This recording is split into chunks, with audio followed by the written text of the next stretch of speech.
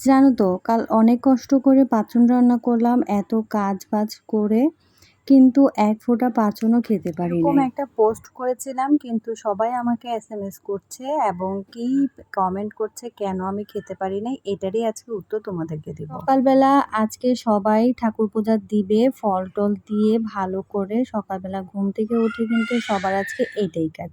হিন্দু ধর্মে চৈত্র সংক্রান্তিকে মানা হয়। চৈত্র সংক্রান্তি কিন্তু নীল পূজাও করা হয়। যারা নীল পূজা করে প্রায় ১ মাস ওরা সন্ন্যাসী থেকে তারপর নীল পূজা করে। তা আমি এখানে সকালবেলা ঘুম থেকে উঠে ঠাকুরকে আগে পূজা দিয়ে নিচ্ছি। চৈত্র সংক্রান্তি কিন্তু ঠাকুরের কাপড়-চোপড় পাল্টে নতুন কাপড় পরায় এবং ঠাকুরকে নতুন জামা পরায়। তা আমার পূজা-টুজা শেষ হয়ে গেছে। আর আজকের দিনে কিন্তু সবাই চিড়া, খই, মুড়ি এগুলা খেয়ে থাকে মিষ্টি-টিষ্টি। তোমরা এগুলা কে খাও অবশ্যই জানাবে। তা আমি সকালবেলা পুজো-টুজো দিয়ে এসে সবাইকে খাইয়ে দিলাম। সকালবেলা অনেকটা ব্যস্ত ছিলাম।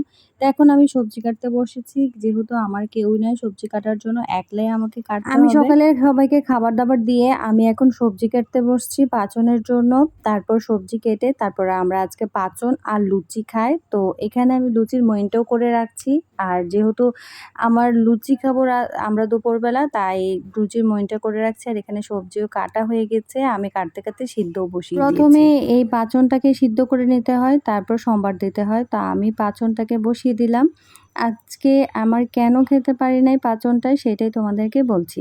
কালকে আমাদের পাঁচনের সবজির সাথে কচু আনা হয়। আর এটা কি কচু আমি না বুঝতে পারি অনেকটা কচু এটাতে দিয়ে দিই। কচুর কারণে সারাটা পাঁচনে কচুর যে ইয়েটা থাকে এটা হয়ে গেছে। আর খাইতে নিচে আর সব গলা ধরে, আর আমরা কেউ পাঁচনটা খেতে পারি নাই। তারপরও রাতে একটু বুদ্ধি করে তেঁতুলের রস দিয়ে তারপরে এটাকে জাল দেওয়ার পর একটু খেতে পেরেছি। আজকের দিনে আমাদের ভাত খায় না, পাঁচন খেয়ে থাকতে হয়, সাথে লুচি। আর রাতে বেলা ভাত খেতে হয় তাও ৫ পদের ভাজি আর টক ডাল দিয়ে।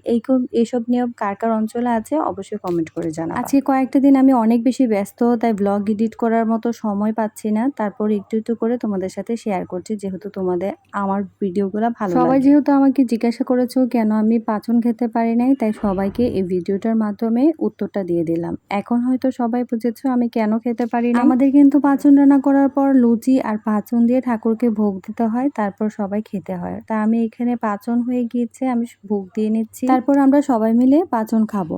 আর কালকে তো সরকারি মতে নববর্ষর গিয়েছে, আর আজকে হচ্ছে আমাদের বাংলা মতে নববর্ষর। তো সবার নববর্ষর কেমন কেটেছে অবশ্যই জানাবে। আর নতুন কোনো ভিডিওতে সবার সাথে দেখা হবে।